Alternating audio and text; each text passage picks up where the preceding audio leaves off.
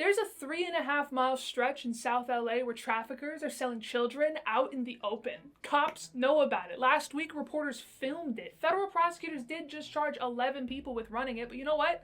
Tonight, tomorrow night, next week, it's still gonna be open. It's not hidden. It's protected because it's profitable. Hi, I'm Bella. You might know me as Onlyjayus, and today we're gonna be talking about The Blade, one of the most notorious sex trafficking corridors in the United States. How it works, who's running it, and why the men paying for kids keep walking away untouched.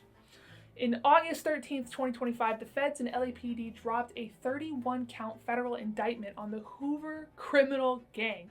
6 were arrested on the spot, 11 total, charged with racketeering, child sex trafficking. They used force and fraud and coercion. They were branding girls from Slauson to Century. This isn't a rumor.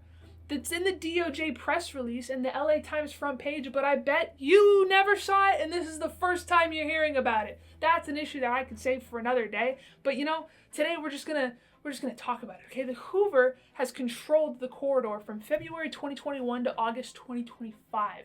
4 years of open air trafficking just from this one gang. Then came an operation called Reclaim and Rebuild. Over 100 agencies, 547 arrests across California, 177 victims, 11 of those were minors. Headlines were calling this a victory, but the next week, the same street had the same track. There's a pattern. Busts are like saving people, but it doesn't kill the market. The market is just resetting. There's new names, same corners, new cops. Demand never leaves. Kids who are being rescued also often just end up right back where they started, and here's why. Most victims aren't grabbed off dark streets and thrown in vans by strangers. That's Hollywood, okay? Most of them were already cracked open before anybody touched them. That's the part people don't want to look at and why I feel compelled to talk about this. I don't know how many of you know, but I was in foster care from 15 to 18 and then AB 12 program until I was 21. Those are the kids that are out there. Did you know that half of all homeless adults are former foster youth? That system spits you out and the street takes you in. God, I got so lucky with social media. Like, the predators know this pipeline. Instagram or Snapchat will have like a boyfriend message being like, oh, I promise I love you, I promise I'll keep you safe, but you can escape to me. And then I guess I could literally spell it out. They're targeting girls from the system. They're grooming them through social media with emotional hooks and fake luxury and then threats when they try to leave. Late October, reporters of The Blade found girls 16, 15, 14 years old, and almost all of them were from foster care, being trafficked in broad daylight. Group homes are acting like waiting rooms, and bus stops are used as recruitment zones. LA County had 25,000 foster kids. Up to 60% of minors are arrested for prostitution. They were once in the system. One survivor said she met a guy on Snapchat when she was 15, and he said, oh, I'll take care of you. And then a week later, she was tattooed, beaten, and working on Figueroa. They're not kidnapped. They're recruited and conditioned and trapped. This isn't an abduction story. It's an engineered pipeline. And I feel this because I lived just on the edge of that. I'm not saying that would have been me, but it easily could have been. It was just a coin flip away that landed differently. Here's the really ugly part, okay? These busts hit the pimps and the gangs and the girls, the supply, but the demand, it's still there. Men are still able to pull up in their nice cars while the sun is out and buy a 16-year-old for 40, maybe 60 bucks. That's the price of dinner for one, maybe two if you're not from here. The buyers, we're gonna call them Johns, usually walk. It's a misdemeanor fine, not even a felony, maybe a class they have to take, and then they're just back. We punish the exploited harder than the ones who are paying for them. That is some backwards logic. California's SB 357 passed in 2023. It decriminalized loitering for prostitution. The goal was, right, they had the right idea in mind. It stopped cops from targeting women of color. Traffickers adapted though, and now officers can't intervene when a minor looks like they're working, or if somebody working looks like a minor. So the rescues rose from 15 in 2023 to 54 in 2024, and they're on track to top 100 a year. And you're thinking, oh, like they're gonna save 100 people, and it's like, you don't understand, the amount of people, the amount of kids and girls in this is increasing. Like every time the lights come back on, the street fills up again. The loop is continuing, and there's this part that nobody wants to talk about out loud, okay? Buyers that actually have like real money, they're not the ones driving down Figueroa. They're using private parties and escorts and penthouses and encrypted apps. They have invisible tracks. There's no camera, there's no headlines. The street is the surface, but the demand comes from above it. In 2025, Eugene Henley Jr., some like entertainment executive, was indicted for murder, extortion, and human trafficking. That means that like power doesn't protect you, it just makes you a lot harder to touch. Trafficking in LA isn't just one thing. It's gangs, it's failed foster care, it's online grooming, it's housing insecurity, and buyers with influence. And every time we talk about it, the camera points at the girl and never the man that bought her. He gets to keep his job. Those men aren't the ones working the streets, they own them. Zoom out, okay? Why Los Angeles? Well, it's going on everywhere, but you know, history repeats itself, more so rhymes, okay? Vulnerable bodies turn into profit. The method changes, the pattern doesn't. Now it's digital grooming instead of just like on street corners, okay? 25,000 kids are in foster care in LA right now, 400,000 across the country. Group homes are understaffed. Caseworkers are overwhelmed.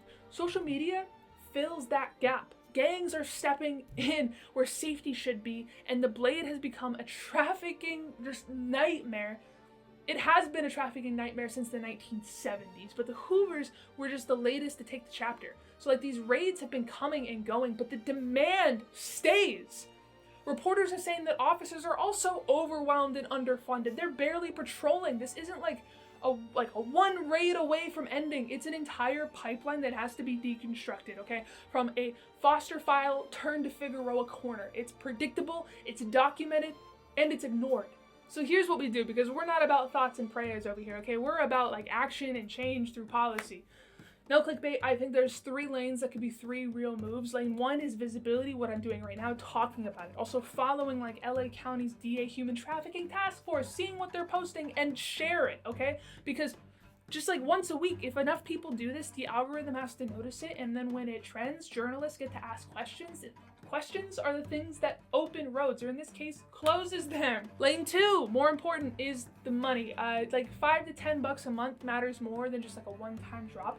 Foster youth needs steady support. I wish that it was just coming from the government itself, but it's not. And as much as I want to be a foster parent one day, I'm not in that place. So we're just gonna keep sending what I can. There's Cast LA, National Center for Youth Law, and Porus's local arm. I'll put everything down in the descriptions. Reoccurring money keeps clinics open and transition homes running and survivors in aftercare. They need money, man. They're doing this because they need money. Lane 3 is pressure. If you live in LA or California or the United States, this is happening everywhere. So if you live in the United States, UK, Canada, Australia, any place that has a representative, email them, call them, and tell them, use this line: enforce felony penalties for buying sex, period, but for buying sex from minors. Publish the buyers list. I'm watching your vote. We got to be doing the same thing with the Epstein files, but like this is more grounded with like neighborhood-wide stuff. Okay, California's AB 379 passed in 2025. Your message adds heat to that. Power listens when people watch. You have to watch. And if you're like me, you grew up on the internet, you know that horror quickly can become just background noise. So awareness ends with a like and a swipe. Meanwhile, like foster kids are being groomed in their DMs. They're being sold on corners. Buyers are literally driving up in Teslas and they get to go home without anything. The laws are written to protect and get twisted into loopholes. Question isn't like, can one person stop this? It's like, what is the standard that we're setting? In 10 years, people are gonna ask about this. Oh, like, did anybody know? Yeah, it was filmed and indicted and raided. Oh, like, well, what did you do to stop it? Your answer better be stronger than, oh, it didn't show up on my algorithm. So here's the roadmap, okay? Enforce demand crackdowns. Make buying sex from minors a felony. Publish buyers, fix foster care, fund group homes, train staff, rebuild support networks, build exits that last, safe houses, long-term therapy. There's no revolving door. Use RICO on gangs. Make immunity expensive. Put survivors and foster youth at the policy table. Let them be there. They know the system better than anybody, okay? Pressure is the only language that power hears. There are two realities going on right now. You in your screen, I'm also gonna count that as me in my office, just right now, hanging out.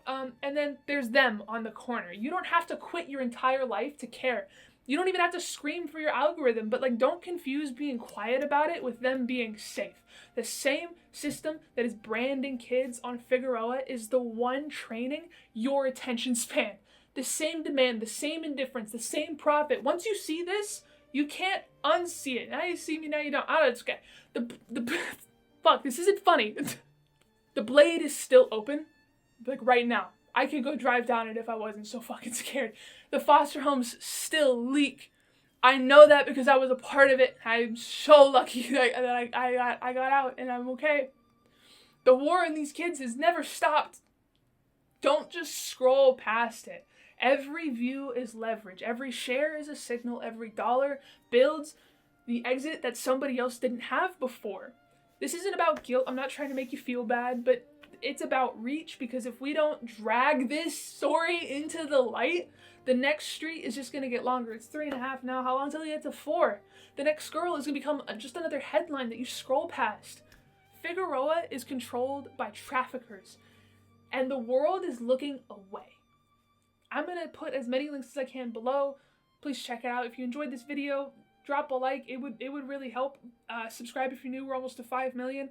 You're not just watching, you're deciding what kind of world is going to get airtime. Okay? Okay, I'll see you next time.